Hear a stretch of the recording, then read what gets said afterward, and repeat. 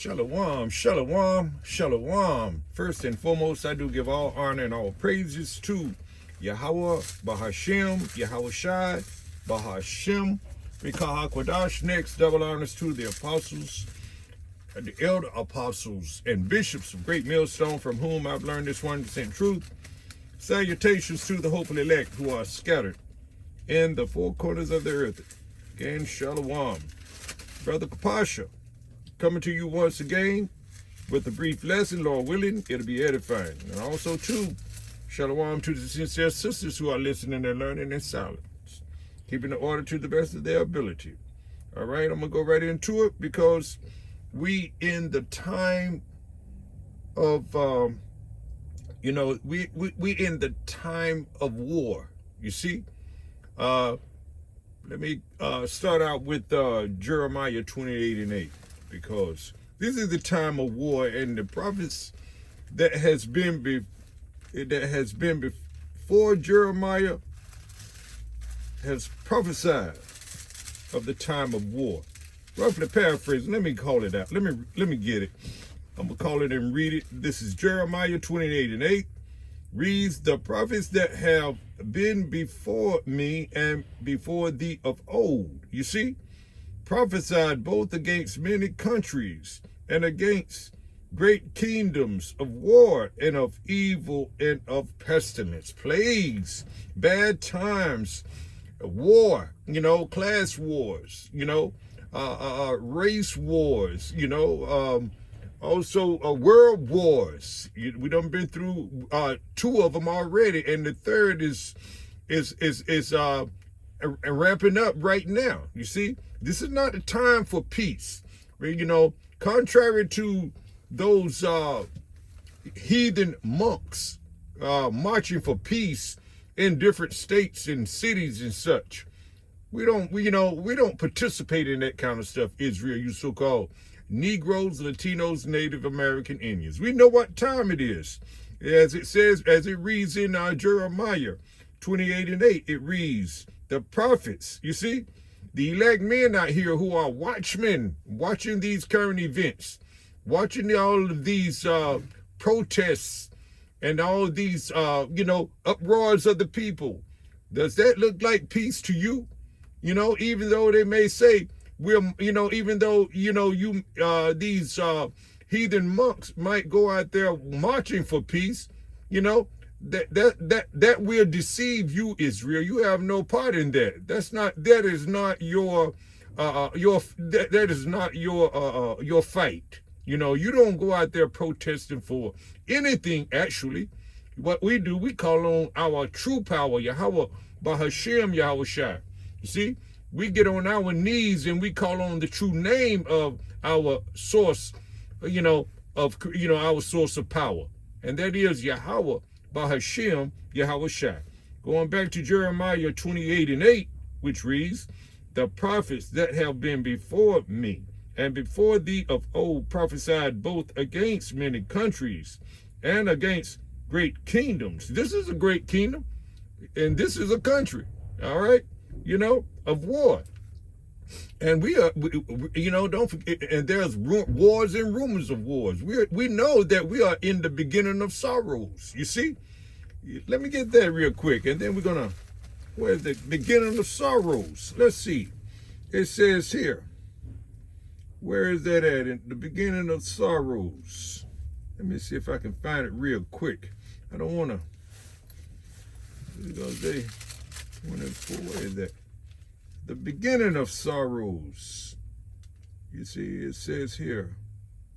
There it is right here. It says here.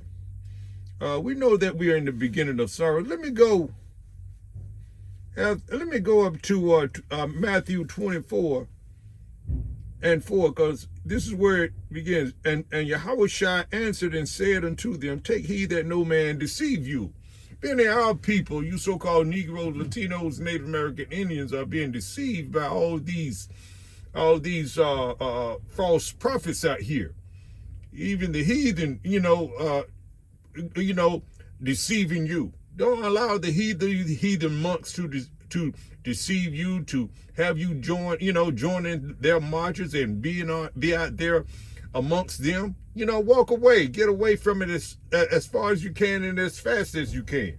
You see, because you don't have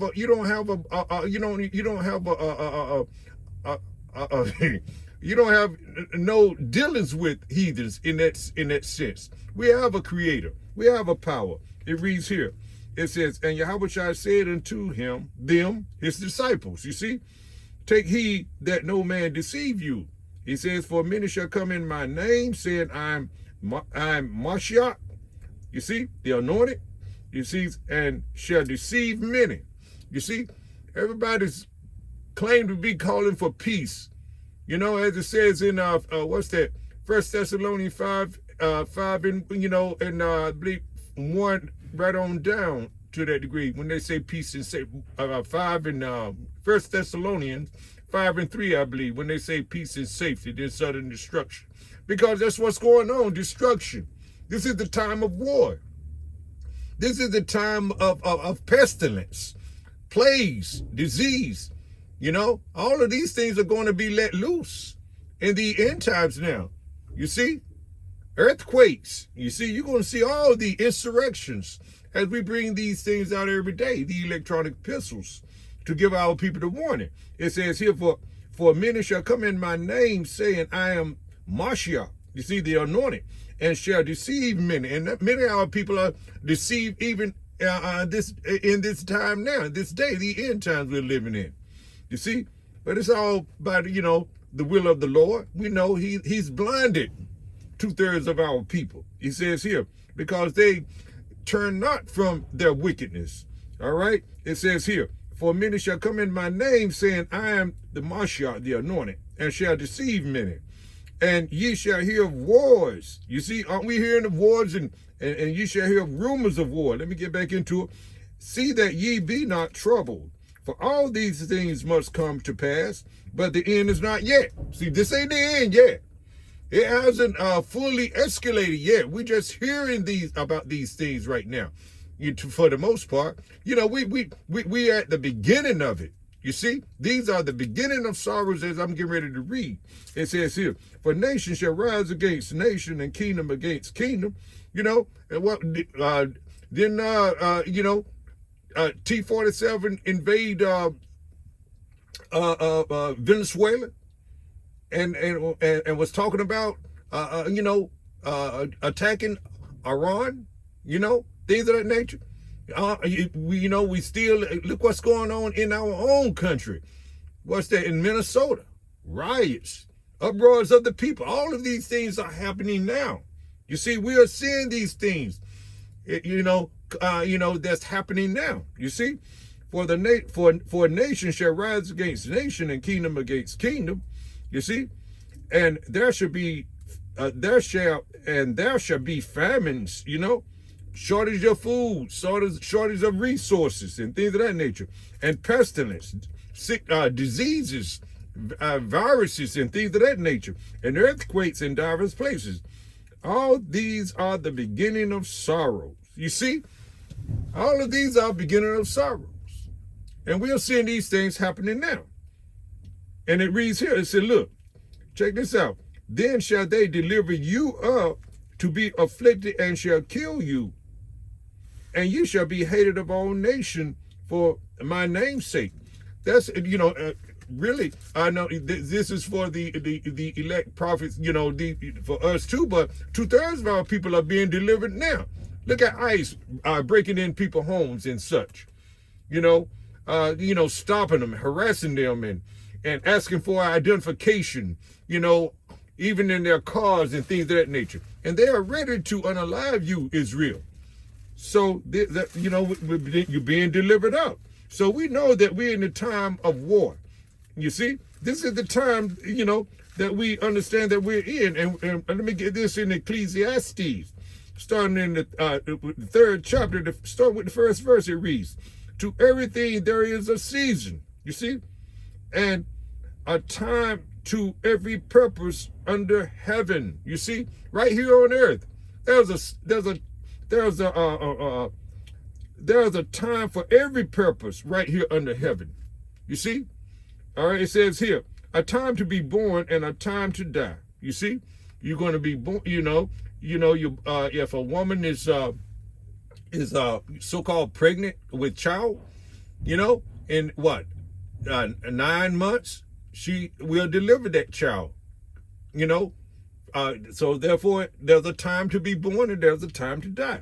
You see, a time to plant. You might plant a crop, a seed, and then a season, and for the next season, 3 months or so, it might sprout up, and then you got to harvest the following year. You see, or the following season. You see, it's a time to be born and a time to die, a time to plant and a time to pluck up. And then you pluck up, which is planting. That is for you reap the harvest that you've sown. You see, a time to kill and a time to heal. You see, we'll be getting. It's in that time now. A lot of unalivened people. You see, it's not a time of healing now. You see, but these heathen months that's going from city to city or state to state claim that they want to claim a time of peace or of healing. Can we just stop the violence, so to speak? You see, things of that nature. You see, but no, this is not the time. There's uproars of the people. This is the time that we're living in. Now let me jump down to 8. It's a time to love and a time to hate. A time of war. See? A time of war and a time of peace. This is no time for peace. This is a time for war. And we are in it, Israel. So you might as well, you better call on Yahweh Ba'ashem Yahushua before it's too late. Because we are in the time of war. And the only way you're going to escape this, be saved out of this catastrophes and these calamities that are coming to pass, you better call on Yahweh Ba'ashem Yahushua. You better know his name. You see, you hear his name every day, at the beginning and the end of our epistles. You see that we remember, and it reads here. Let's go right here to Ecclesiastes 12:1. It says, "Remember now thy Creator in the days of thy youth, while the evil days come not, nor the years draw nigh, when thou shalt say, I have no pleasure in them."